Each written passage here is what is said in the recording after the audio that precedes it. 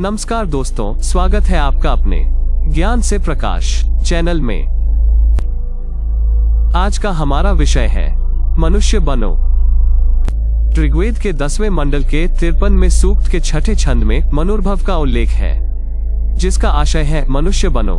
सहज ही यह प्रश्न उपस्थित होता है कि क्या हम मनुष्य नहीं हैं? हमारी देह मनुष्य की ही देह है, हम मनुष्य के रूप में ही सर्वत्र जाने जाते हैं। फिर क्यों वैदिक ऋषि कहते हैं कि मनुष्य बनो? जिज्ञासु शिष्यों द्वारा पूछने पर ऋषियों ने उत्तर दिया कि मानव का तन प्राप्त होने मात्र से मानव मानव नहीं बनता। हम मनुष्य तभी कहला सकते हैं जब हम में मनुष्य के गुण हो और मनुष्य का आचरण करते हो। सही कहें तो आज हमारा महान राष्ट्र भारत संक्रमणकालीन स्थिति से होकर गुजर रहा है। प्राचीन और अर्वाचीन के बीच, पूर्व और पश्चिम के बीच तुमुल युद्ध छिड़ा हुआ है। वैचारिक संघर्ष तथा नवीनता के पुरजोर आग्रह ने आर्य जीवन शैली के समस्त प्राचीन उदात्त मूल्यों को ध्वस्त करने का बिगुल बजा दिया है। पाश्चात्य संस्कृति एवं सभ्यता के तूफान ने हमारे स्व को ही निगल लिया है। हम इसके अत्यधिक अनुकरण के शिकार हो गए हैं। आज प्रत्येक भारतीय भोग, अर्थ संग्रह, ऐश आराम एवं उपभोक्तावादी संस्कृति के पीछे पागल होकर दौड़ रहा है। इस अंधी दौड़ में वो अपने विवेक, नीति, धर्म, संयम एवं मर्यादा को खो चुका है तथा मानवता एवं मर्यादा के स्थान पर पशुता एवं दानवता की दिशा की ओर अग्रसर हो गया है। इसका दुष्परिणाम यह हुआ कि हमारा मानवीय भाव नीचे दब गया है और पशुत्व भाव एवं असुरत्व भाव हावी हो गया है। भारत की महान धरा पर श्रेष्ठ चिंतन परंपरा की उपेक्षा करके तथाकथित धर्मनिरपेक्षता की बातें करते हुए पाश्चात्य संस्कृति का चोला ओढ़कर क्या हुआ? क्या हम प्रगतिशील एवं आधुनिक बनने के मुंह के वशीभूत होकर पशु और दानव नहीं बन गए हैं?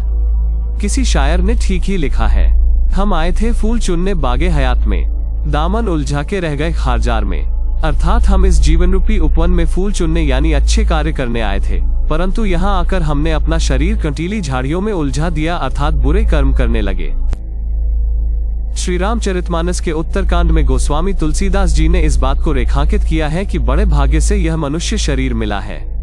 सब ग्रंथों ने यही कहा है कि यह शरीर देवताओं को भी दुर्लभ है, यह साधन का धाम और मोक्ष का द्वार है। इसे पाकर भी जिसने परलोक न बना लिया, वो परलोक में सुख पाता है, सिर पीट पीट कर पछताता है तथा अपना दोष न समझकर काल पर, कर्म पर और ईश्वर पर मिथ्या दोष लगाता है।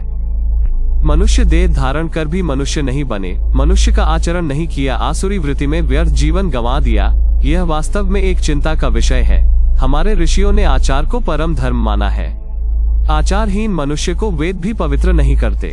हमारे शास्त्रों में कहा गया है कि जिन लोगों के जीवन में न विद्या है, न तप है, न दान है, न शील है, न गुण है और न धर्म, ऐसे मनुष्य का रूप धारण कर विचरण करते हुए पशु सदृश लोग इस पृथ्वी पर बोझ के समान हैं। संत शिरोमणि गोस्वामी तुलसीदास जी को समाज सुधारक का महान प्रवर्तक कहा जाता है। उन्होंने श्री रामचरितमानस एवं अन्य रचनाओं में समाज सुधार को ही केंद्र में रखा है।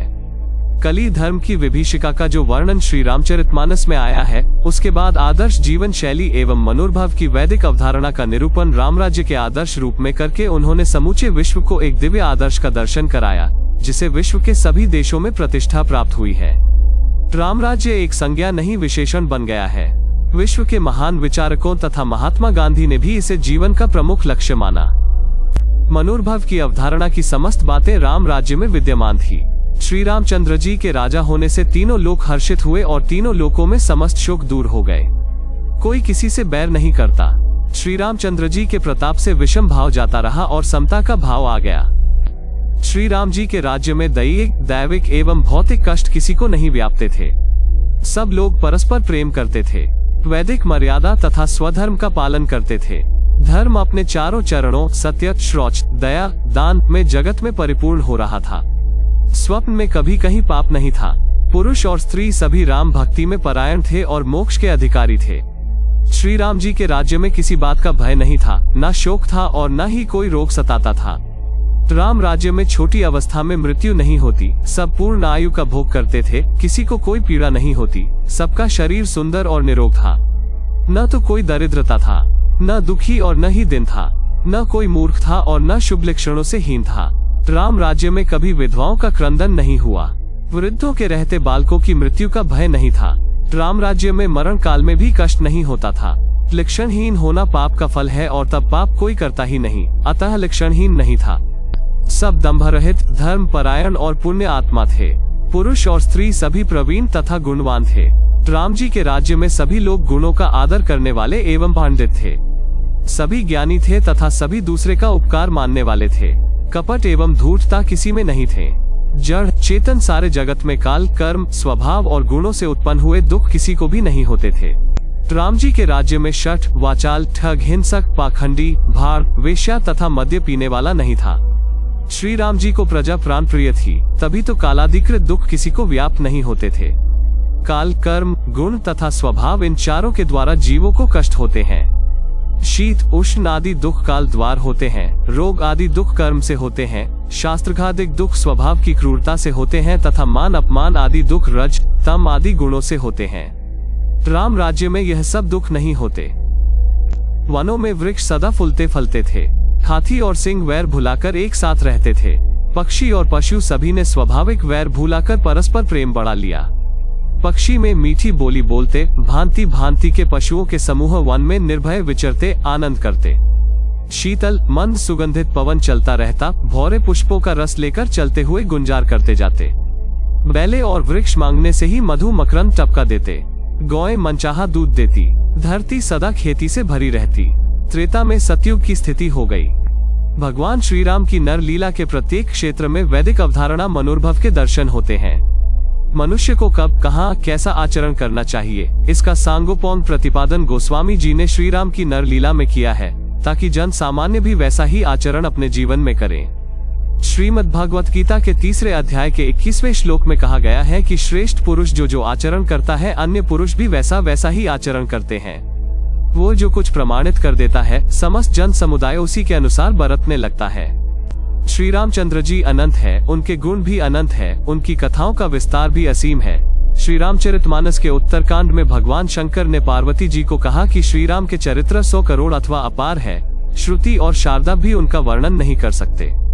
भगवान राम अनंत हैं, उनके गुण अनंत है, जन्म, कर्म और नाम भी अनंत है।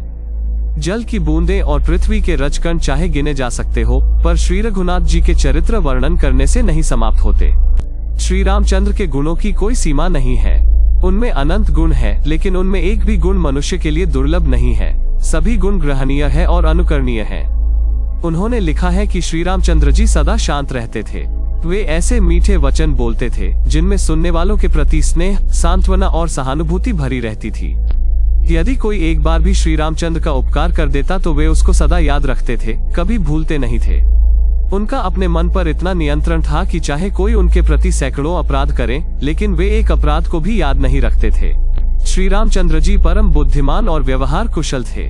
जब कोई उनसे मिलता था तब वे बड़े प्रेम के साथ उससे बात करते थे और उसके बोलने के पहले ही अपनी ओर से बातचीत प्रारंभ कर देते थे, जिससे कि उसको अपनी बात कहने में कोई संकोच न हो। झूठी बात तो श्री रामचंद्र के मुख से निकलती ही नहीं थी। वे सदा अपने से बड़े बूढ़ों का सम्मान किया करते थे। उनका प्रजा के प्रति बड़ा अनुराग था। श्री रामचंद्र जो कुछ भी बोलते थे, अवसरोचित बोलते थे।